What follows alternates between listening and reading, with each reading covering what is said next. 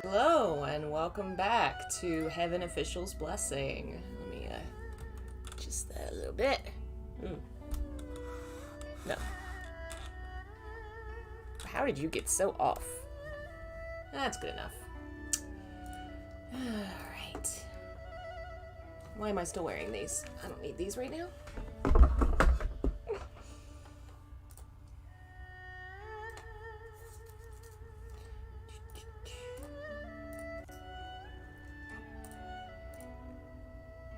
Just changing some settings and things while we get started. And while we wait for folks to jump in, I'm gonna put my lozenge in.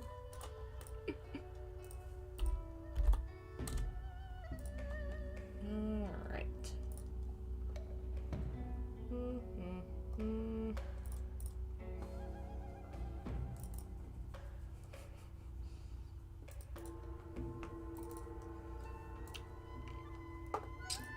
Hello, Odd Molly. Hey, Jessica. Welcome.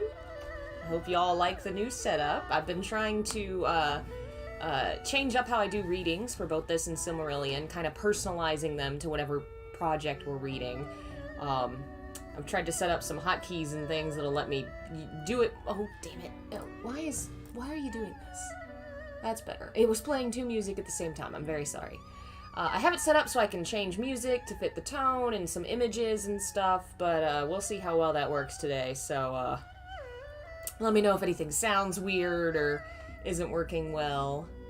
All the artwork is from the official, either the manhwa or donghua, which is the anime or the manga.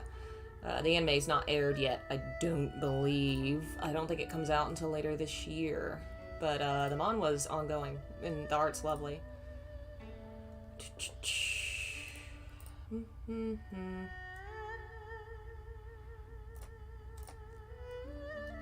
Give it a few minutes to see who pops in. See if my... Oh good, my announcement went live.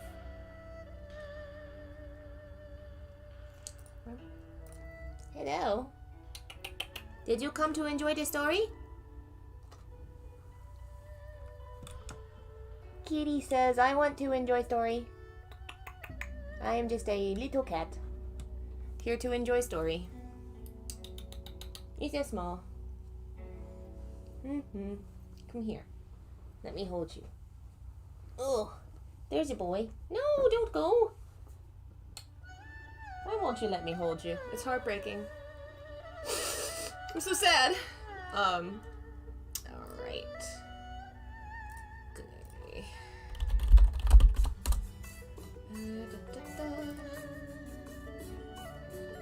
Alright. I think I've changed everything, set up everything. We should be good to go. See how all this goes today. Let's get rid of that. I don't need this right now. Hey, Phil! Go grab a cup of hot cocoa. That sounds good. Let me get my document and my little cheat sheet that tells me what button does what.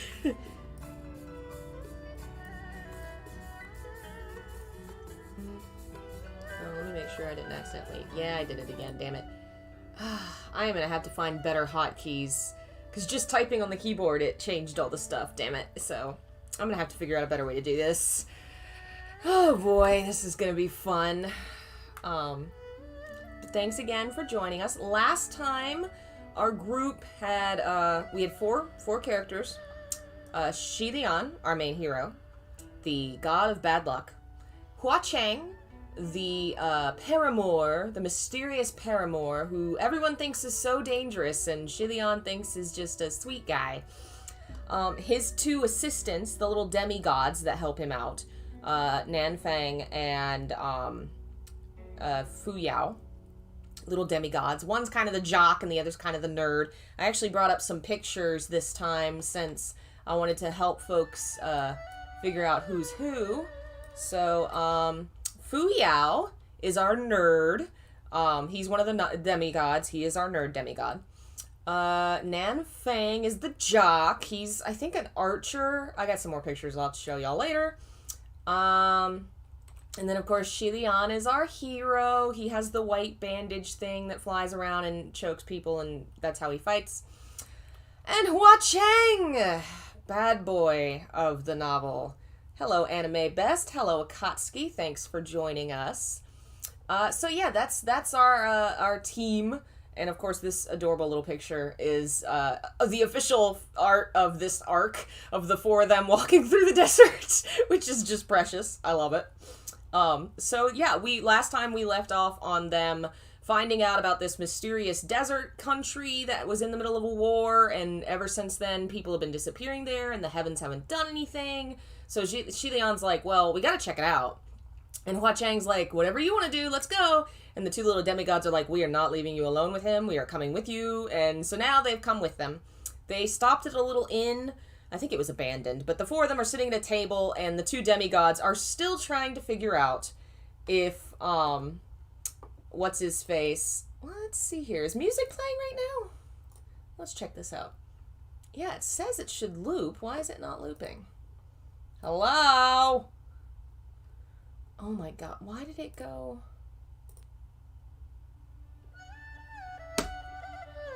This setup's not gonna work. I'm gonna have to change it for next time, but for now, we'll go ahead and get started. We were at the table. The jock guy had summoned up his sword and put it on the table and challenged Hua Chang. They're still trying to figure out if he's a demon or not. Trying to prove it. And so he puts this sword on the table, and we're about to find out why this sword is gonna reveal the truth of Hua Chang. And we'll just leave that cute little image since it's the four of them talking anyway. Chapter 20, Part 2. 1,000 miles in a steppe, lost within a sandstorm. The name of the sword was in fact Hong Jin, and it was known to be a treasured sword. Although it could not exorcise ghosts or slay demons, no demons and ghosts could escape its enchanted mirror. Where did my little cheat sheet go? Oh no! Oh, there it is. Okay, good. The demigods know that if they weren't there, that those two would be banging in 5 minutes. You're not wrong! That's almost literally one of the chapters in the later parts of the book, if I remember right. As long as they were not human, once the sword was drawn, the blade would gradually turn red as though infused by blood. Moreover, the blood-red blade would reflect the true appearance of the one who had drawn the sword. Whether they were a fierce ghost or a devastation, no one could escape. Young people always had eyes for precious swords and horses, and would look upon it with particular interest. Precious swords and horses, my two favorite things. San Long let out...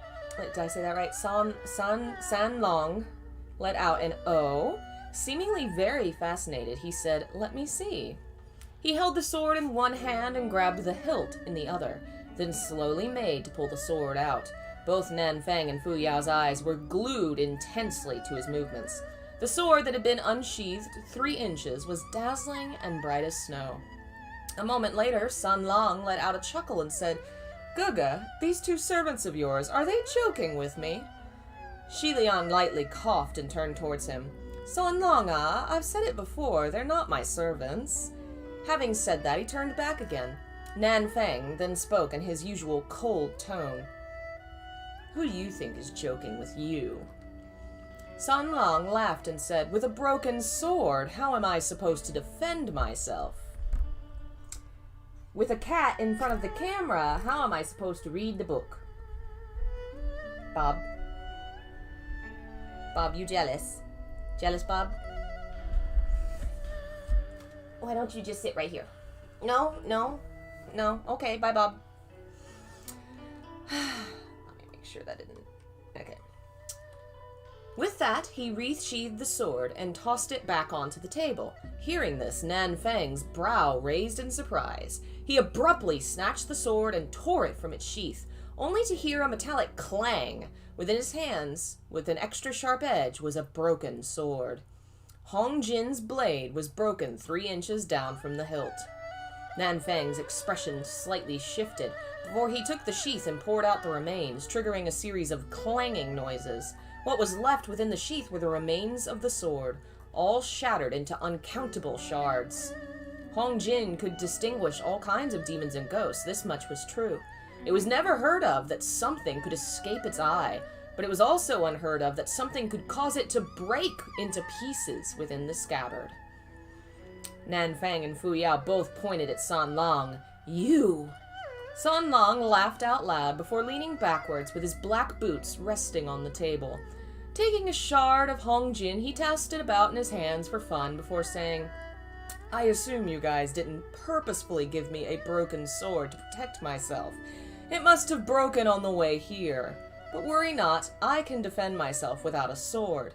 As for a sword or whatever other things, you should keep it to use for yourself." So in other words, they wanted him to draw the sword to see if he was a ghost, because it's like Bilbo's sword, it glows around ghosts. And he was so powerful, he shattered the sword.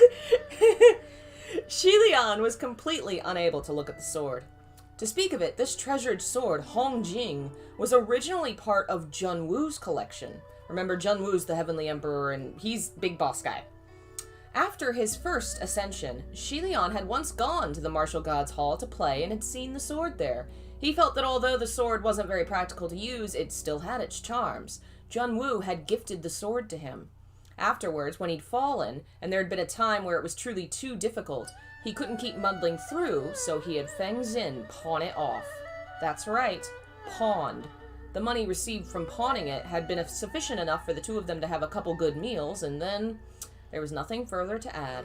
During that time, Xie Lian had pawned off far too many things, so he decided it was simply better to forget it all, lest he start remembering from time to time and make his heart bleed. Thinking back, Feng Xin, after his ascension, had probably remembered this sword, and couldn't bear the idea of this rarity from his era being left wandering the mortal realm, which led him to go back down and search for it before he brought it back. He sharpened it, polished it, and placed it in Nanyang Palace, where it was then brought back down again by Nan Fang. All in all, upon seeing the sword, Xie Lian could only feel a dull ache, and had to avert his line of vision. He sensed how the other three were starting to fight again, and thus shook his head before he focused on observing the weather outside. He thought to himself, looking at the momentum, I'm afraid there's going to be a sandstorm later. If we were to get back on the road today, it's unknown if we'll be able to find shelter from the wind. At this very moment, outside the building and upon the brilliant golden sand, the shadows of two people suddenly flashed by. Xie Lian immediately sat up. Two silhouettes, one dressed in white and one in black, appeared unhurried, and one could say they looked rather laid back. Yet clouds billowed beneath their feet, indicating their speed. The one in black was tall and lean, while the one in white was a female official with a long sword on her back and a hosu resting in the crook of her arm. Let's see, what is a hosu? It doesn't have a little marker on it. A short staff of wood or bamboo with bundled hair or hemp wielded by a Buddhist priest. So it's like a fighting stick. The man in black did not turn around, but the female official in white turned back to give them a smile as they flashed past the small building. The smile was as fleeting as their silhouettes. For no reason, it overflowed with a treacherous and strange feeling. Xie Lian kept his gaze fixed outside, which was how he witnessed that particular scene. Within the small building, the other three were only able to catch an approximate glimpse of the silhouettes. As for everything else, they couldn't afford to take note of the details for the time being. Nan Fang suddenly got up and said, "Who are those people?" Xie Lian also stood up and said, "I don't know, but they can't be ordinary people." He muttered to himself for a few moments before saying, "You guys should stop playing around. The wind looks like it's getting stronger to me. Let's hurry and get back on the road. However much distance we cover is still distance covered." Fortunately, although these people were at times like bewildered flying chickens or scared jumping dogs, when it came down to actual business, they were able to collect themselves and get things done. You know how it is when you work with bewildered flying chickens. Presently, they stopped clashing with one another, cleaned up the shards of Hong Jin, and left the small building. For some time, the four of them walked head-on against the wind, and during this time, they walked for approximately 4 hours. But the distance they covered this time could not be compared to the 4 hours they had covered from before. The sandstorm was much stronger. The gales, bundled with sand, pelted down on them, causing exposed skin on their faces and arms to ache dully. The more they walked, the more arduous it felt. With the sound of the wind rushing by their ears and the ever-omnipresent yellow sand making their sight unclear, Xie Lian held down his bamboo hat and said, This sandstorm came about very strangely. When there was no reply from anyone for some time, Xie Lian wondered if they'd fallen behind. He turned his head to look back, but saw that all three of them were still following closely. It seemed like they had not heard him speak. As it turned out, the sandstorm was too strong. The moment one opened their mouth to speak, the sound would be scraped away. Naturally, Nanfang and Fu Yao would not need his concern. They walked steadily against the turbulence, looking murderous. But San Long was always around 5 steps behind him, walking neither too closely nor too slowly. I'm gonna have to add an image here because I want to show y'all this one.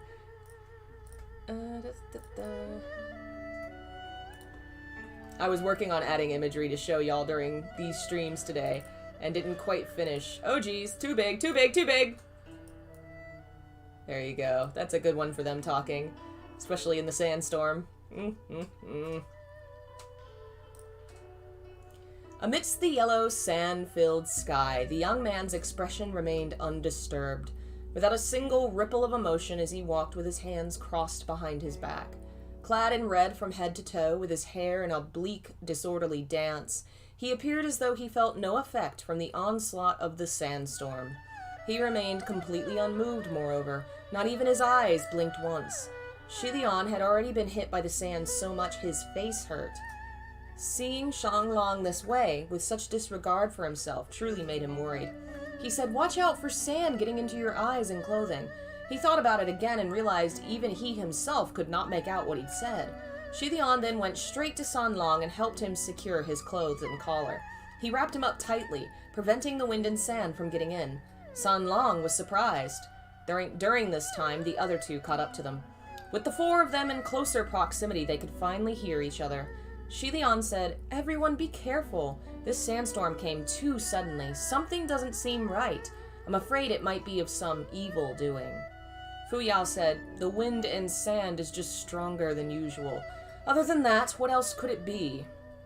Xie Lian shook his head and said, "The wind and sand are fine. What I'm afraid of is if something else was added in the sand." Right at this moment, a sudden gale blew off Xie Lian's bamboo hat. Once it was in the air, the bamboo hat was about to disappear altogether within the infinite yellow sand. Nevertheless, San Long was deft and quick to react. Shooting out his hand, he reached out and caught the bamboo hat that was about to fly into the sky. Then he once again handed the hat back to Xie Lian. Xie Lian thanked him and fastened the bamboo hat back on while saying, "It would be best if we could find a place to avoid the storm." Yet Fu Yao did not agree.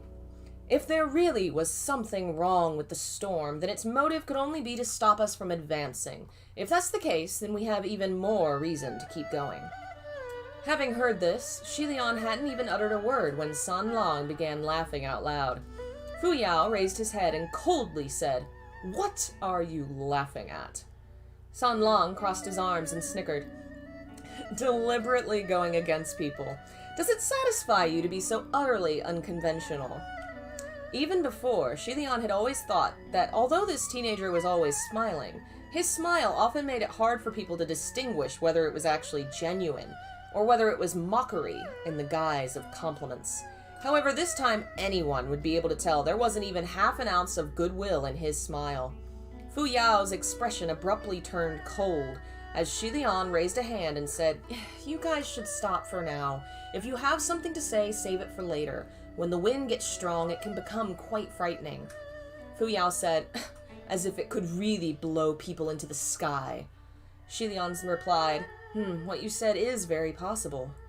Before he'd finished speaking, the few people in front of him suddenly disappeared. In reality, the one who had disappeared wasn't them. It was him. The sandstorm had really bundled him up and swept him up into the sky. Let's see if I have any images that deal with this kind of scene. Unfortunately, the anime and manga are not very far. The anime is not finished. The manhwa is still ongoing. So there's not a lot of, like, canonical images from specific scenes. Oh, but there is one for this one. Let's...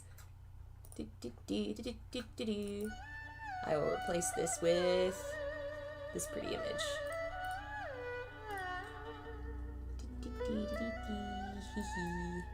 This art's lovely, isn't it? The manhwa's art is so great. Tatsuki! My curse! Stop it! Alright, also, let's try... What was my buttons? I think that's supposed to turn off. That did not turn off music. Okay, well, I'm gonna just manually do it. Manually. How about this music for the sandstorm? Let me know if it sounds any good or if you can hear anything. Can you hear anything? Why are you like this? There it goes. Okay.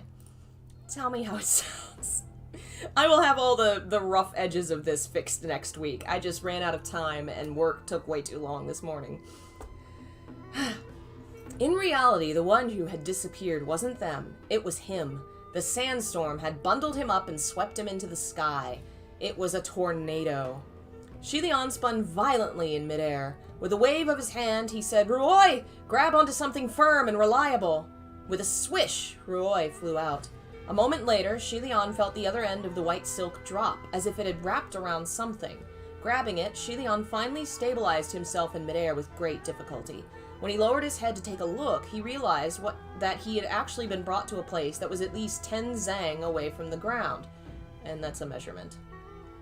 Currently, he was like a kite, one only pulled along by a string with its center tethered to the ground.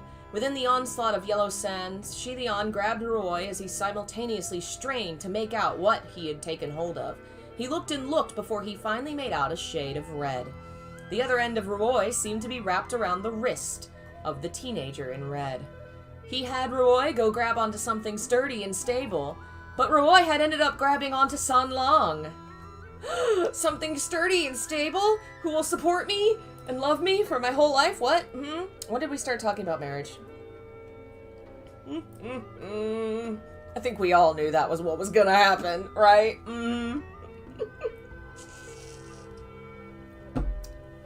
Alright, Chapter 21, Part 1. 1,000 miles in a step, lost within a sandstorm.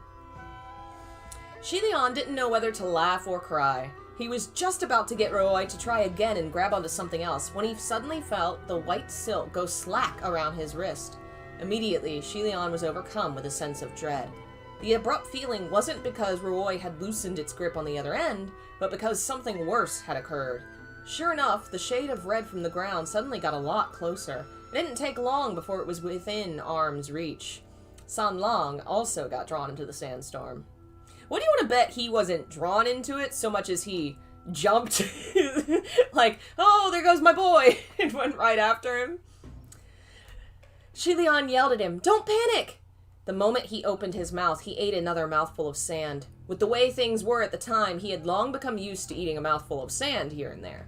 Although he'd shouted at San Long not to panic, in reality, even he had felt San Long wouldn't panic at all. Sure enough, after the young man had been caught in the air, Ruoy quickly retracted and pulled the two of them closer together. Xie Lian got a good look at San Long's face. The expression on the boy's face didn't have half an ounce of panic. Almost as if he would be able to read a book even amidst the sandstorm, as long as he was given one. In fact, Xie Lian began to suspect whether or not San Long had deliberately intended for himself to get rolled up into the air. Ruoy went wounding around their waists a couple times, tying them together. Xie Lian hugged onto San Long before saying, "Go again! This time don't grab onto a human being!" Thus, Ruoy flew out again. This time, what Ruoy had grabbed onto was Nan Feng and Fu Yao. Xie Lian felt both mentally and physically exhausted as he told Ruoy, "When I said not to grab onto a human, I didn't mean it to be so literal." "Well, alright then." He shouted downward in their direction. "Nan Feng, Fu Yao, hang on tight! No matter what, you must support us!" Nan Feng and Fu Yao, who were still on the ground below, naturally wanted to support them. The both of them stood their ground, but it was to no avail. The sandstorm was too wild and fierce. Not long after, and to no one's surprise, yet another two shadows got rolled up into the tornado. Now the four of them were all spinning wildly in the air. Between the darkened yellow sky and the dark yellow earth, the tornado was much like an askew sand pillar supporting the heavens.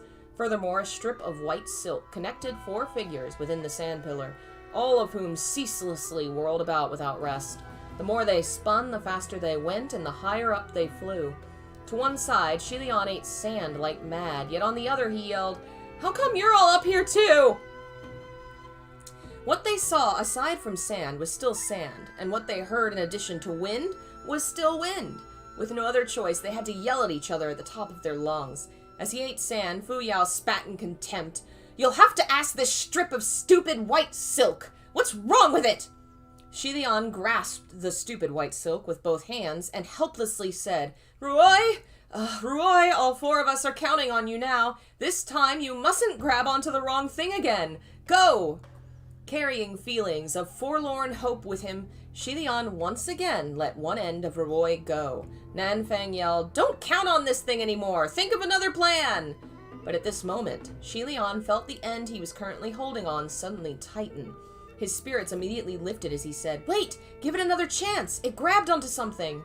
Fu Yao also shouted, "It better not have looped around a passerby! Better let them go if it did." It came without saying that Xie Lian was also worried about this. He tugged on Ruoi a couple times, but discovered the other end didn't even budge the slightest bit. Only then did Xie Lian's heart relax as he said, "No, not this time! The other end feels very heavy and stable." He then said, "Retract." Going against the frenzied tornado, Ruoi retracted with great speed. The four figures rapidly sped away from the wind pillar. Gradually, amidst the yellow sand in the sky, Xie Lian was able to perceive the black outline of a semicircle below them. Alright, let's... did that do it? Yeah, it goes. So am I just reading today or playing a game? We'll play a game too, for sure. I just was trying to get more done before all that, but you know how things go. They never quite go the way you want them to. Always end up doing too much in a day. The outline was massive and was approximately the size of a small temple. In fact, the other end of Ruoi was precisely coiled around such a thing, and only after they got closer to the ground did he finally see it more clearly. The thing was a giant stone. Within a sandstorm of this degree, this piece of stone was like a firm and silent fortress. It was undoubtedly an excellent shelter against the strong winds. During their entire journey there, they definitely had not seen a giant rock like this. Thus, they really could not tell exactly how far the strange tornado had taken them. The moment the four of them reached the ground, they immediately made their way to the other side of the rock that was blocking the wind. Feeling delighted as they took shelter, Xie Lian said, "This is truly a blessing from the heavens." It turned out that the side of the rock that was protected from the wind had a hole. The hole was about 2 doors wide, while the height was slightly shorter than 1, but it was sufficiently large enough for an adult to enter, as long as they bent down and bowed their heads. The entrance wasn't neatly made and was rather crooked. However, it didn't appear like it was formed naturally, so it was more probable someone had carved it out of this artificial entrance. Once Xie Lian entered, he discovered the rock was carved out to be completely hollow. The space within the cave didn't seem to be small, but it was relatively dark. Xie Lian didn't immediately explore the entire place, and instead sat down on an area that was illuminated by the light streaming in from outside. He brushed off the yellow sand on Ruoi before wrapping it around his wrist. Nanfang and Fu Yao were both spitting out sand. Sand had gotten into their mouth, their eyes, their ears, so it was needless to mention the folds within their clothes. Shedding their clothes and giving it a good shake had resulted in a heavy stream of sand and stone. Among the four of them, the one that looked the least affected was still San Long. After he'd bent over and entered the cave, he dusted off a few specks of dust on his red attire, but nothing more. This was done more for show and out of courtesy, with the exception of his hair being slightly disheveled and his ponytail being combed lopsided. His happy attitude didn't seem to have been affected at all. In addition, the lopsided hairstyle was originally combed crooked by Xie Lian. Hence, even if it became more crooked, it didn't really matter. Nanfang wiped his face twice before breaking out in curses. Xie Lian dumped out the sand within his bamboo hat before sighing. "I truly hadn't expected you guys to get blown into the air too. Why didn't you use the 1,000-pound spell?" While spitting sand, Nanfang replied, "We did, but it was ineffective." On one hand, Fu Yao viciously shook his outer robe, while on the other he spat, "Where do you think this is? This is a barren desert in the extreme northwest. It's not like it's my general's domain. To the north is the territory belonging to the second general of the Pei House. To the west is Quan Yizhen's territory. Within these few hundred miles, there's no way you'd find even a single Zhuanzhen temple. What he's saying there is he's weak here because his temples aren't here. Nobody's going to be very powerful here because none of them have temples in this desert. It should be noted there was a common saying within the mortal realm: a powerful dragon cannot crush a snake in its old haunts. Therefore, since one of them was an official under the Deputy General of the Southeast Martial God, while the other was an official under the Deputy General of the Southwest Martial God, using spiritual arts on a territory that didn't belong to them would inevitably mean the enchantment would be subjected to restrictions. With their current appearances, Xie Lian believed the two of them were rather peeved and annoyed by it. It could be assumed that it was their first time being blown into the sky by a gust of strong wind, only to whirl around in circles and be incapable of setting back onto the ground. Xie Lian said, "Both of you truly worked hard." San Long sat down on the ground next to him. With a hand propped against his cheek, he said, "Let's just stay here and wait for the sandstorm to subside." Let's see if we have any sandstorm pictures. We have some pictures of them laying down next to each other, but I don't want to use all of mine on the first time. I'm gonna have to keep looking for more pics. Xie Lian turned towards him and said, "Looks like that's our only option for now. As powerful as this tornado may be, it's unlikely that it would also sweep up a rock this big into the sky." San Long said, "But it is just as you said before. This sandstorm is indeed very strange." Xie Lian suddenly thought of something and said, "San Long, I have a question." San Long replied, "Ask away." Xie Lian said, "That Banyu Grand Tutor, are they male or female?" San Long replied, "Have I not mentioned this yet? Female." Okay, jumping back. Remember there was a story about this region and how they fell into a war and what was going on there. Part of the war was centered around the Banyu Tutor. I don't remember exactly what the tutor was, but basically that's a character who was involved in this war in the past that led to this area becoming a desert. And Xie Lian asked if it was male or female. It's female. He says, Xie Lian thought as expected and said, "When we were resting in the abandoned small inn, didn't we see two figures walk by the front? Their steps were graceful yet odd. They definitely couldn't have been mortals. And the one in white had been a female official." Fu Yao was skeptical and said, "It is hard to distinguish whether or not they were male or female by looking at their robes. The figure was taller than the average woman. Did you truly see them clearly?" Xie Lian said, "I saw it clearly, there's no mistake. So I've been thinking, could she have been the Banyu Tutor?"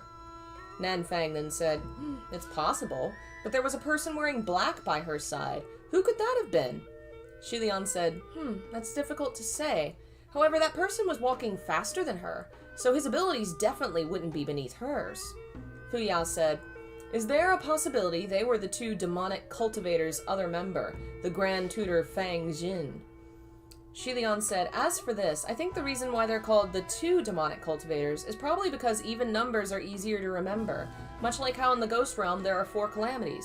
Even though there aren't 4 in reality, people went out of their way to gather 4 anyways." Hearing this, San Long laughed out loud again. When Xie Lian looked at him, San Long said, "It's nothing. I just thought that what you said is very reasonable. After all, one of the 4 calamities is indeed just there to make it an even number." Remember that Huan Chang is one of the 4 calamities, and he's laughing about one of his number not being worthy of the title. Xie Lian continued talking. "As a matter of fact, they probably have nothing to do with one another. I've heard a bit about this Grand Tutor. They were Yong'an Kingdom's royal tutor. There's at least 100 years interval between their appearance and the Banyu Grand Tutor's arrival." Fu Yao found this to be unreasonable and said, "You didn't know the 4 calamities of the Ghost Realm, yet you know of Grand Tutor Fang Jin from the Yong'an Kingdom in the Mortal Realm?" Xie Lian said, "Sometimes when I'm passing by places as I collect scraps, I'll learn a few things. And it's not like I collect scraps in the Ghost Realm, so of course I wouldn't have known about them." At this moment, the sound of the wind from outside the cave had become a bit weaker. Standing slightly outside, Nanfang hit the rock a few times to examine the material. After concentrating for a while, he bowed his head and said, "Why would this rock get a hole this size dug out of it?" He probably thought it was suspicious to see a rock like this here. However, this didn't seem too strange to Xie Lian, who said, "A hole dug out of the rock like this isn't uncommon. The past people of the Banyu Kingdom, those who needed shelter from a sandstorm, like the ones who'd been herding livestock and couldn't make it home in time, or those who needed temporary places to stay the night, would dig a hole in the rock like this. Some of these holes were not carved, but were blown out with explosives. Unconvinced, Nan Fang said, "How would you even herd livestock in the desert?" Xie Lian said 200 years ago, this wasn't a desert. Instead, it was like an oasis. Bye, Phil. Thanks for joining us. Hope to see you later.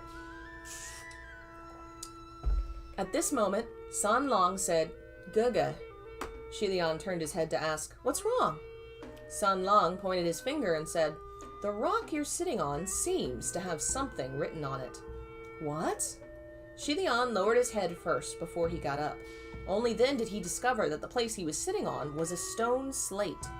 Sure enough, after wiping off the dust, there were indeed words written on the slate. However, they were engraved relatively faintly, so the words weren't very visible. Half the slate was still buried within the sand. The writing extended upwards from the ground, while fading into the darkness. Since there were characters written there, they definitely had to take a look. Xie Lian said, "I'm low on spiritual power. Could one of you cast palm flame and help me illuminate the area? Many thanks." Nan Fang snapped his fingers. Instantly, a flame appeared atop his palm. Xie Lian unintentionally glanced at San Long, who didn't seem surprised at the sight. After all, the boy had already witnessed the shrink 1,000 miles array. Xie Lian felt that no matter what either side revealed to each other in the future, no one would be surprised. Nan Fang moved his hand to the place Xie Lian pointed at, and the fire illuminated the words engraved on the slate. The words were very strange, as if they were drawn randomly in scribbles casually scrawled by children. They were even slightly tilted. Nan Fang asked, "What's written here?" San Long said, "Naturally, they're the characters of the Ban Yu kingdom." Xie Lian replied, "I'm afraid Nan Fang was asking about the meaning behind the words. Let me take a look." Cleaning the sand off the slate, Xie Lian reached the top row. Several of the characters here were especially large and appeared to be the title or subject. In addition, the symbols there seemed to repeat many times throughout the rest of the text. Beside them, Fu Yao also called forth some light onto his palm before he asked, "You can read Ban Yu text?" Xie Lian said, "In all honesty, before the Ban Yu demonic cultivator appeared, I collected scraps in the Ban Yu kingdom." "Is something the matter?" "Nothing. I was just curious as to how many other places you've collected scraps from." Xie Lian smiled before he bowed his head to continue reading. Suddenly he said a single word. "General." Nan Fang and Fu Yao both spoke at the same time. What?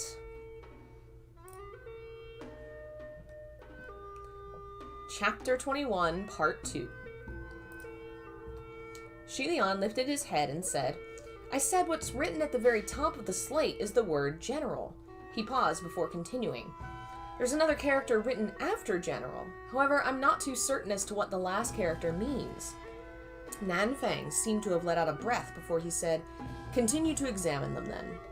The moment Xie Lian nodded his head, Nan Fang held up that ball of palm flame. Once again, his hand slightly shifted forward, but with the adjustment, Xie Lian suddenly felt there was something off. In his peripheral vision, there was something there that hadn't been there before. Xie Lian pressed both of his hands to the slate full of engraved characters before he slowly raised his head, only to see, amidst the darkness and superjacent to the slate, a rigid human face illuminated by the faint light of the flame. The face, with both eyeballs looking downwards, was currently staring straight at him. Ah! The one who screamed wasn't them, but the rigid human face. Another palm flame became lit in Nan Fang's other hand. Then the flames upon both of his palms abruptly leapt upwards, reaching great heights. They finally illuminated the interior of the cave in its entirety. Just now, what the light of the flame had revealed was someone who'd always been hidden in the dark. At this moment, they frantically crawled away to one side of the cave in retreat, withdrawing to the very edges of the depths. Unexpectedly, there was already a group of 7 or 8 people there, all huddled together, trembling. Nan Fang shouted loudly, "Who are you people?" The shout reverberated throughout the cave, making the entire place vibrate. Both of Xie Lian's ears were already faintly pained from the ringing caused by the scream earlier. At this point, he had no choice but to cover his ears. The sandstorm from before had been too strong, and the noise pollution had smothered their ears. Now they struggled to hear each other even when they spoke at a volume just slightly lower than usual. In addition, after entering the cave, they'd begun their heated discussion on the topic of the Banyu tutor. Later, they became very focused on deciphering the text on the stone slate. As a result, they didn't sense there were other people in the cave the whole time, people who hadn't made a single noise. The 7 or 8 people were all shivering. After quite a while, an old man around 50 years or so in age spoke up. "We are a group of ordinary merchants passing through this area. The sandstorm was too strong and we couldn't keep going, so we ended up taking shelter here." Within the group of people, he appeared to be the most composed and seemed to be their leader. Nanfang then said, "As ordinary merchants just passing by, why were you all acting so furtive and hid yourselves here?" That old man was about to say something when the young man, who looked about 17 or 18 years old, standing beside him, loudly exclaimed, "We originally weren't acting in a furtive manner until you guys suddenly burst inside. Who knew if you were good or bad? Afterwards, we heard you mention something about a Banyu Grand Tutor and something about a ghost realm. Your palm was able to light fire from thin air. We all thought you were those soldiers who come out to patrol and catch people to eat. How could we dare make a sound?" The old man appeared to be afraid the young man's words came off as too provoking and would anger the other party. He said, "Tiansheng, stop speaking nonsense." The young man had thick eyebrows and large eyes, and was born with a strong and dignified appearance. When he got told off by his elder, he immediately stopped talking. Xie Lian's ears had finally stopped hurting, so he put down his hands. In an amicable manner, he said, "A misunderstanding. This is a misunderstanding. Everyone, there's no need to be nervous. You can all relax a bit." After pausing for a moment, he continued, "We're not Banyu soldiers. My humble self is a master of a monastery, and my companions are people from my monastery. They study the arts of divination. You are all ordinary merchants, but we're just ordinary Taoists. We mean no harm. Similarly, we wanted shelter from the wind and just happened to enter the same cave. That's all." His tone was warm and gentle, while his way of speech was slow. Hence, he was able to reassure everyone's emotions. After repeatedly explaining and making guarantees, the expression of the group of merchants finally eased. But who would have thought that San Lang would finally laugh before saying, "From what I see, these merchants can't be ordinary people. They're just being modest." Puzzled, everyone glanced in his direction. San Lang continued, "When it comes to Banyu Pass, was it not, with every passing, half the party goes missing? Despite being fully aware of the rumor, you decided to pass through here. This can be considered as rather courageous. How can you depict them as ordinary?" Having heard this, the old man replied, "Young man, that is not always the case. In reality, rumors are exaggerated, and there have been many merchants who pass through in peace." San Lang said, "Oh?" The old man said, "It's fine as long as you find the right person to lead the way, and don't end up accidentally straying into the former Banyu kingdom. Thus, this time, to pass through here, we specially found a local to lead the way."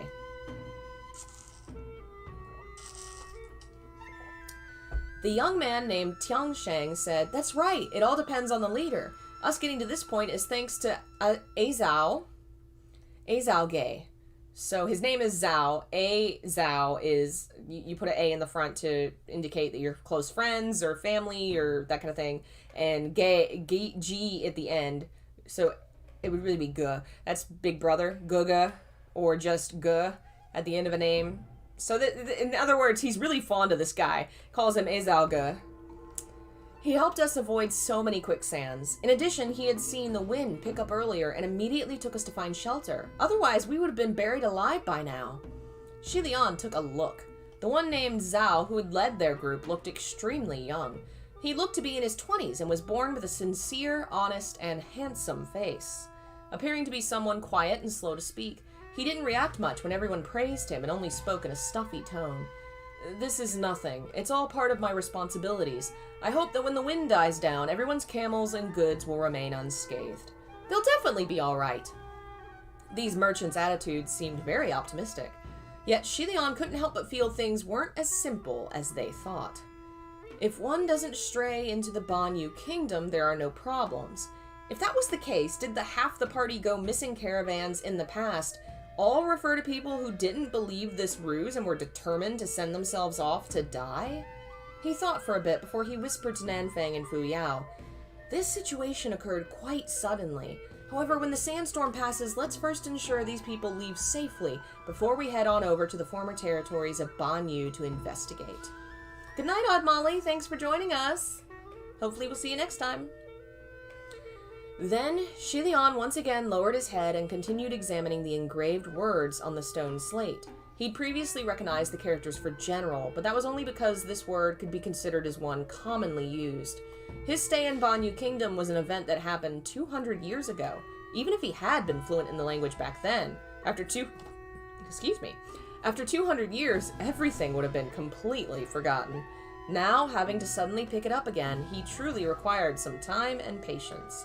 At this moment, San Lang, who was standing beside him, said, "General's Mound." As soon as he said this, Xie Lian remembered. The last character, did it not have the meaning of mound, grave, or tomb? Turning his head, Xie Lian asked in surprise, "San Lang, could it be that you also understand the ancient text of Banyu?" San Lang knows something? He has knowledge? Amazing! I can't believe he knows something nobody else does. It's never happened. San Lang chuckled and said, "Not much. It was just a hobby, so I only know a few words." Xie Lian was already used to him replying this way. Banyu texts were quite limited, and those who understood it were hard to come by. The word mound wasn't commonly used either. If it was truly as San Lang claimed, and he only knew a few words, how could it coincidentally be precisely this one? He said not much, but Xie Lian was afraid the meaning of his words was more equivalent to, "Ask as much as you like, it won't intimidate me." Immediately, Xie Lian replied with a smile, "This is good. Maybe the few words you know are the ones I don't. Come here, let's look at this together." He gently beckoned him, so San Lang went over. Nanfang and Fu Yao stood to the side while holding up their palm flames to illuminate the area. Xie Lian's fingers slowly brushed over each character on the tombstone. Together with San Lang, they discussed in hushed voices as they quietly continued reading. As they read along, their gazes grew more and more peculiar by the second, until they finally turned solemn. The young man named Tiansheng from the group of merchants was relatively young, and young people were always full of curiosity. Moreover, having previously exchanged a few lines with the other party, he henceforth considered them to be familiar with each other. Thus, Tiansheng asked, "Fellows, what exactly is written on the tombstone?" Xie Lian came back to his senses and replied, "This slate is a monument, and what's written on the monument is a general's life story." Tiansheng said, "Is he a general from the Banyu Kingdom?" San Lang replied, "No, he's a general from the Central Plains." Suspicious, Nanfang responded, "A general from the Central Plains? Then why would the people of the Banyu Kingdom give him a proper mound? Aren't the two kingdoms constantly at war with one another?" San Lang said, "This particular general was peculiar. Although the slate called him a general, in reality he was merely a famous military officer." "Then he was promoted to general afterwards?" "Not at all. In fact, he began commanding 100 people. After that, he led 70, and then after that, only 50. In short, he kept getting demoted." To be demoted again and again, to the point one couldn't be demoted any further. This kind of experience honestly felt too familiar. Xie Lian felt two gazes collectively fall on his body, but he pretended not to notice, and continued reading the text on the stone slate. At this moment, he heard Tiansheng ask with incomprehension, "How can there be an official who becomes lower and lower ranked? As long as you don't make any big blunders, even if you don't get promoted, you wouldn't get demoted. How much do you have to fail to get to this point?" Tightening his hand into a fist, Xie Lian lifted it to the front of his mouth and gently coughed. "Young friend, an officer who continues to get demoted isn't something uncommon." "Ah?" San Lang laughed and said, "That's right, it's quite common."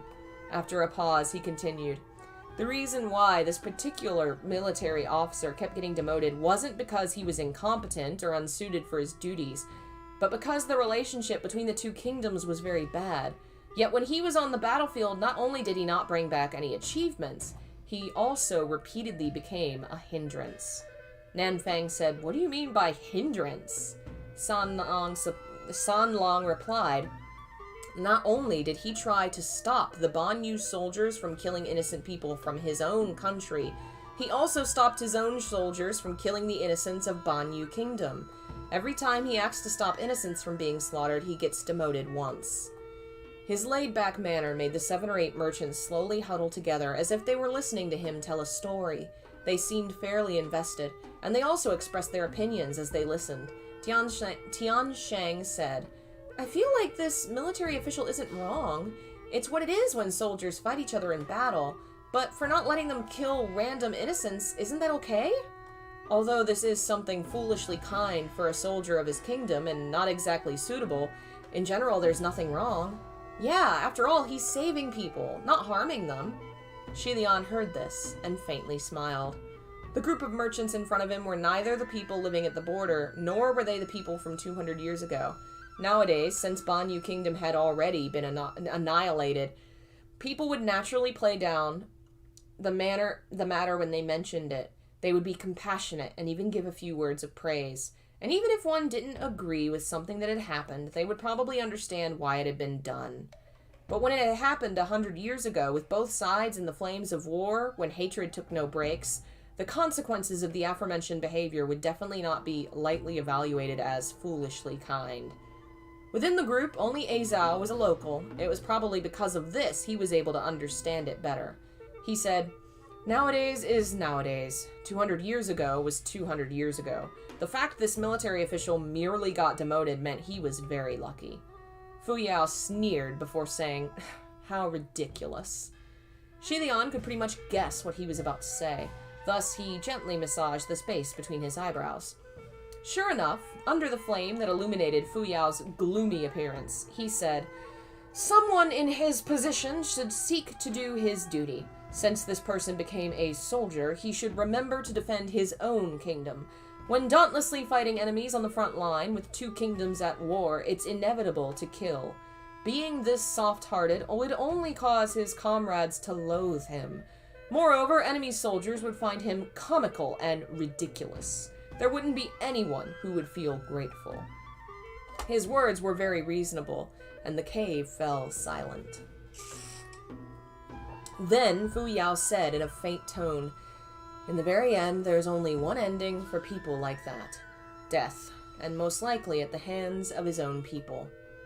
Having remained quiet for some time, Xie Lian broke the silence and said, "Yes, you're quite right. He died." Hey, Cygnus, welcome. We just finished chapter whatever that was. I think the chapter 21 is just especially long, so we're now on chapter 21, part 3. I think this will be the last bit because my voice is a little sore. We're almost at an hour, so we'll read this chapter and we'll call it. Shocked, Tian Shang exclaimed, "How did he die? Did he really get killed by his own people?" Xie Lian mulled over this for a moment, but decided to say it. "That's not entirely it. On the slate it says, during one battle, while both parties were busy fighting one another, this man hadn't laced his bootlaces properly and stepped onto his own laces. He tripped and fell, and then..." Everyone in the cave originally thought this general must have died in an uncomparably tragic yet moving manner. Thus, having heard what was said, they were all taken aback. They thought to themselves, "What kind of death is this?" before laughter broke out among them. Xie Lian. So he was trampled and slashed to death by both enemy and friend, whose eyes were glazed crimson from murder. San Lang raised an eyebrow and said, "Is it that funny?" Xie Lian also added, "That's right, it's rather tragic. Everyone, let's show some sympathy and not laugh. Especially since we're in front of his tombstone. We should give him some face." Tian Shang hurriedly said, "I don't mean any harm, but this is still a little..." Xie Lian felt helpless, because when he had read up to this part, he'd also wanted to laugh a little. However, he decided to not bring that up. He continued to translate and read out loud. In short, although the military official had a bad reputation within the army, the citizens near the border of Banyu and the people from the Central Plains, who had been somewhat under his care, started to call him general. They built him a simple mound here and set up a tombstone to commemorate him. San Long added, afterwards, the people of Banyu Kingdom discovered a miraculous part to the tombstone. As long as you kowtow in front of this stone slate 3 times, you'd be able to turn an inauspicious start to a good blessing in the desert. His tone was really too enigmatic and unfathomable, which easily led people to believe him. The expression on his face was also deadly earnest. When people heard this, quite a few immediately started to kowtow. That means to, like, get on your knees and you bow all the way with your hands. It's being very, very respectful.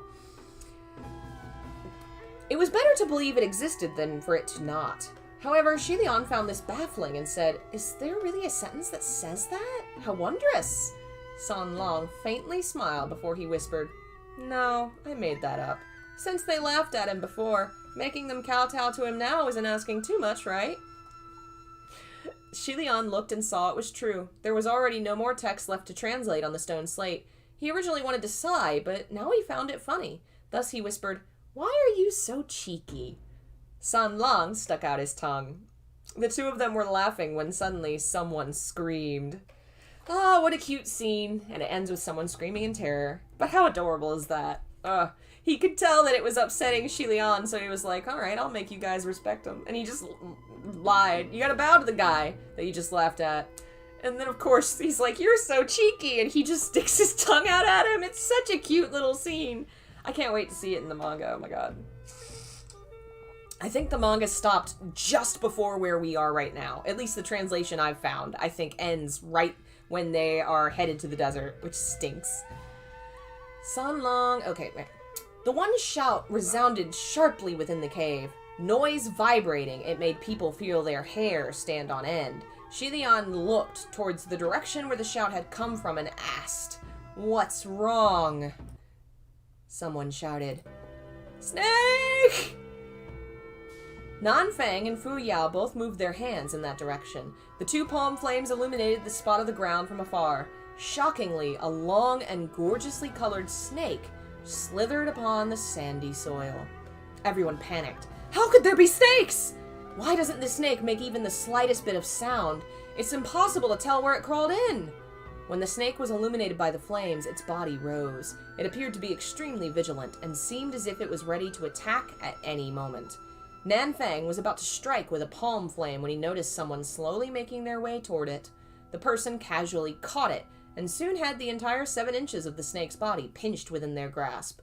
Lifting their left hand, they brought it to the front of their eyes and observed it while saying, "Aren't snakes in the desert something common?" Someone with this kind of unscrupulous attitude could only be San Long. This was the so-called saying, "Hit them where it hurts."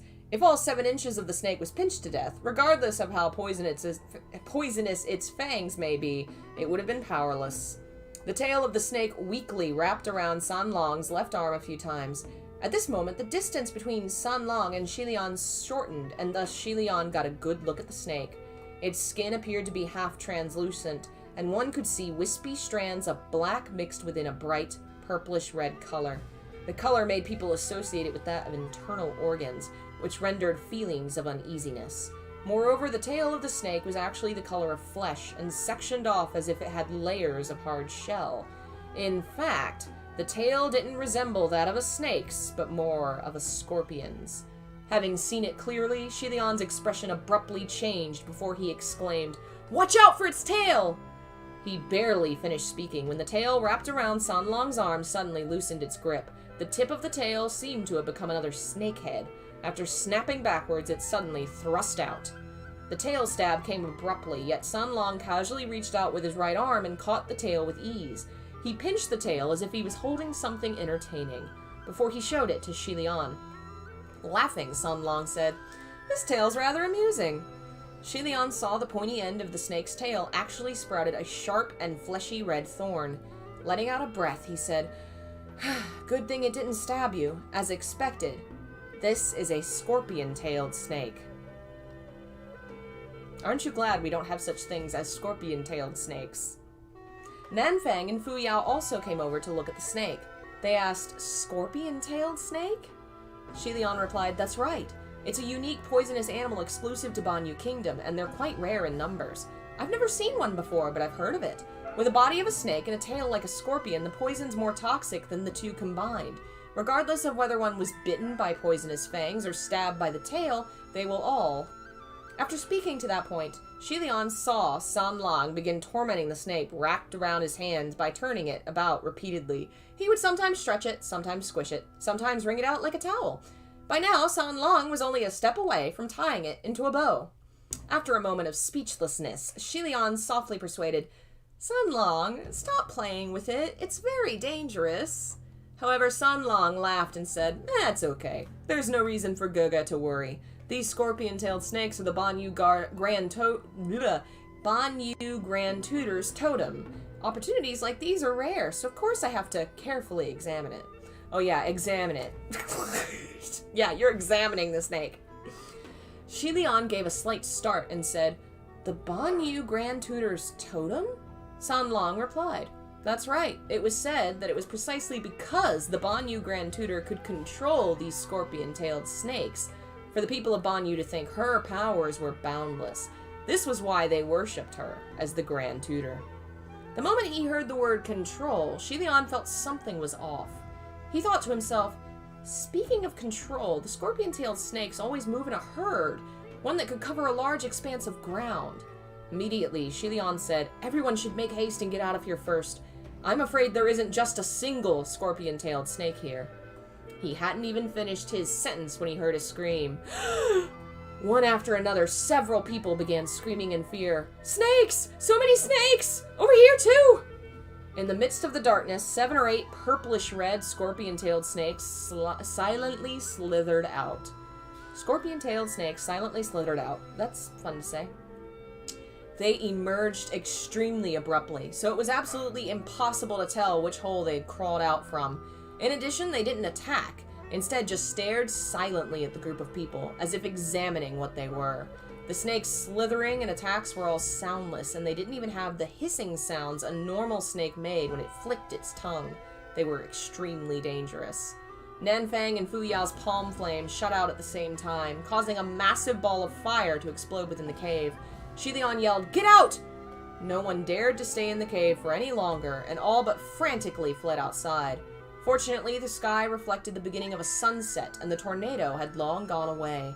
The sandstorm had also died down significantly. The group of people evacuated toward an open area. As they ran and ran, someone said, "That tombstone's really frightening. How is it that we kowtowed 3 times in front of it, yet we still encountered something like this, despite all of that?" Xie Lian thought it was a good thing. They didn't know the last part had been entirely made up by San Lang. But then he also heard someone else say, "Yeah, the results are the same as worshipping that rubbish immortal. The more you worship, the unluckier you become." Uh-oh. I wonder who they're talking about. For an arrow to hit the bullseye, despite being in a place so distant and unrelated, Xie Lian was left with no words. Suddenly, Tiansheng shouted in fear, "Uncle Zeng!" The elderly man he'd been supporting collapsed. Xie Lian rushed over and asked, "What happened?" The expression on Uncle Zhang's face was filled with pain and suffering. He raised a trembling hand with Xie Lian caught to take a look at it. Immediately his heart sank when he saw a purplish-red color appearing between the elderly man's thumb and forefinger, and even the bump from the swelling was already very big. Around the swollen area, one could, with some difficulty, make out a tiny hole. For such a tiny wound, one could surmise it wouldn't be noticed within a short period of time. Xie Lian immediately said, "Everyone, check if there are any wounds on your body. If there are, tie off the part with some string to prevent the poison from spreading." He flipped over the man's wrist to check his meridian, but saw a purplish-red strip visible to the naked eye crawling up his arm. A meridian's like a spiritual energy point, like a I don't know, chakra point. It's a fancy spiritual thing. Xie Lian mentally thought the snake's poison was incredibly potent and was about to untie Ruoi, only to see Aizao rip off a piece of cloth to tie around the middle of the old man's forearm. It was tied extremely tightly, preventing the poisoned blood from flowing back into the heart. His movement was also incomparably fast, something Xie Lian internally praised. Xie Lian lifted his head. Without having to say anything, Nanfang had already taken out a medicinal bottle and poured out a pill. After Xie Lian made the old man swallow, Tiansheng frantically shouted, "Uncle, are you alright? Uncle won't die, right?" Aizao shook his head and said, If you've been bitten by the snake, within 4 hours, death is inevitable. Stunned, Tiansheng said, "Then what can we do?" Uncle Zhang was the leader of the merchant caravan. Many of the merchants were also anxious and asked, "Didn't this young friend just give him some medicine?" Nanfang said, "What I gave him wasn't the antidote, and it'll only temporarily prolong his life. It'll help keep him alive and extend the 4 hours to 24. All the merchants felt agitated at the loss. 24 hours? If you say it like that, doesn't that mean he has no other choice but to wait for death? Is this poison incurable? At this moment, San Long made his way over and said, "There's hope." One after another, everyone looked at him. Overcome with happiness, Tiansheng turned his head around to say, "Zhao, if he can be saved, why didn't you say anything earlier? You scared me to death." However, Azao did not reply, and only silently shook his head. San Long said, "Of course it'd be difficult for him to say. If those who were poisoned could be saved, but others might lose their lives as a result, how could one explain this?" Xie Lian asked, "San Long, what do you mean?" San Long replied, "Guga, do you know the legend of the scorpion-tailed snake?" It turned out, legend has it, hundreds of years ago in Banyu Kingdom there had been an emperor. He went deep within the mountains to hunt and inadvertently caught 2 sinister spirits whose true forms were that of poisonous creatures. One was a viper spirit and the other was a scorpion. These 2 poisonous beings cultivated deep within the mountains. They paid no attention to the affairs of the world and had never harmed anyone. However, the Emperor of Banyu Kingdom wanted them dead because they were poisonous creatures, and were thus bound to harm others sooner or later. So the Emperor wanted to kill them first. The 2 spirits pleaded for the Emperor to spare them a single way to survive, but the Emperor was a ruthless man. During a banquet, he forced the spirits to mate in front of an audience of ministers as a means of entertainment, while the Emperor himself and his ministers drank to their heart's content. I totally forgot about that. Dude's fucked. After the banquet ended, the Emperor still had them killed. Only the Empress couldn't bear for this to happen, but she didn't dare disobey the Emperor either. In the end, she only picked up a scented leaf and tossed it over, covering their corpses. The poisonous viper and scorpion turned into evil spirits full of resentment. They cursed their descendants born after their forced intercourse to remain there forever and kill the people of Banyu Kingdom. Therefore, the scorpion-tailed snakes appeared exclusively within Banyu Kingdom. Once bitten or stung, the poison moved quickly and violently, and one's death would be miserable. However, because of the Empress's benevolent action that night, the scented leaf she had tossed over to cover their dead bodies became the antidote to their poison. After he finished explaining, San Lang said, "That particular scented leaf is from a plant called the kindred moon herb. It only grows within the borders of the Banyu Kingdom." After hearing this, the merchants began talking, one after another. This kind of legend, can it really be trusted? This young friend, someone's life is on the line. You shouldn't be joking with us now. However, San Long only smiled and didn't say anything. After telling this to Xie Lian, he didn't say much afterwards. Seeking proof, Tiansheng turned to face Azao and said, "Zhao, are the things the red-clothed Guga said true?" After muttering to himself for a moment, Azao said, "It's uncertain whether or not the legends are genuine or fake. However, within the kingdom, the kindred moon herb does exist, and this plant can indeed cure the poison of the scorpion-tailed snakes." Xie Lian said, "In other words, there's a single way to survive for those who are bitten, yet this one glimmer of hope can only be obtained within Banyu Kingdom." No wonder there were so many passing merchant caravans and travelers who were fully aware of the saying, "With every passing, half the party goes missing," but would still enter the former Banyu Kingdom. It was not because they were determined to send themselves off to death. Rather, perhaps, if they didn't enter the kingdom, they would just meet certain death. So in other words, the reason everyone keeps going in this kingdom is because they got bit by the snakes and were like, "Ah, fuck, I need ointment!" The scorpion-tailed snakes were the Banyu demonic cultivator's totem and thus could be controlled by her. In that case, the appearance of these snakes could not be a coincidence. Relying on how few heavenly officials here could not guarantee the safety of all the people currently present. They also did not know whether or not more snakes would appear. Hence, Xie Lian lifted 2 fingers to his temple and tried to enter the spirit communication array. He wanted to see if it was possible to thicken his skin and borrow a few more of little officials. In other words, he wants to ask for help. But who knew his attempt to enter the array was completely unsuccessful. He lowered his hand and felt it was odd. Xie Lian thought to himself, I shouldn't have used all my energy that quickly. I calculated it this morning. I should have some left. He immediately turned towards Nanfang and Fu Yao before saying, could either of you try to enter the array? I can't enter it from my end. After a moment, the two gods' expressions became very solemn. Nanfang said, I can't enter it either. In places with extremely strong evil auras, part of a heavenly official's spiritual array could be affected, temporarily weakening or perhaps even blocking. Xie Lian was afraid that right now they had encountered a predicament with precisely that. Xie Lian paced back and forth for a while before he lifted his head and said, it might be because this place is too close to the former Banyu kingdom, so the spirit array is blocked. At this moment, he suddenly glimpsed an exceptionally dazzling smear of red in the corner of his eye. On one side, Nanfang and Fu Yao were still trying to enter the spirit array, while the other merchants were all busy checking their bodies for wounds.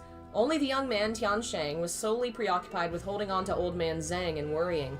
He did not notice the purplish-red scorpion-tailed snake that had silently crawled up his back.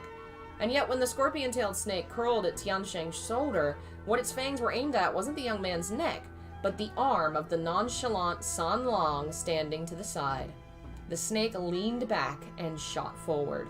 Right before the fangs pierced San Lang's arm, Xie Lian flung out his hand before he incomparably, accurately grasped all 7 inches of the scorpion-tailed snake. With the strength of his hand alone, he could have choked the snake to the point of all its organs exploding, bursting out in a splatter of guts and brain. However, Xie Lian wasn't sure whether or not the blood and flesh of the snake was toxic, and he didn't want to risk making the wrong move. He was just about to grab onto the tail, but who knew the snake's body would be so slippery, making it difficult to grab onto. Although Xie Lian went to pinch it, he felt something ice-cold, round, and soft slip through his fingers, and the very next moment, Xie Lian felt a sharp pain, like the prick of a needle, on the back of his hand. Dun dun dun! That's where we'll stop for today. Thank you so much for joining me. Hopefully the kinks in this new setup will be fixed by next week. I gotta figure out some better hotkeys and stuff and get some more images and things, but thank you for joining me. We will continue with the adventure through the sandstorm and the snakes and the horrible desert next Monday. I'll be playing Haunting Ground in a bit, probably 5-ish, because I gotta eat something. And, yeah. Tomorrow's another hangout day. We're gonna have a session of playing games and watching TV and stuff over on Discord if you want to hang out with us. If you like what I do and you want to support it, check the description for links to Patreon, Coffee, all that kind of stuff. We have an editor now officially. I got to see the new Silent Hill video today. It was very good. It's almost done. If you want to help support that and make sure new stuff comes out, you know, you can do that and get lots of bonus content too. So yeah, I think that's everything right now. So I will see you guys next time, and thanks again for watching. Bye.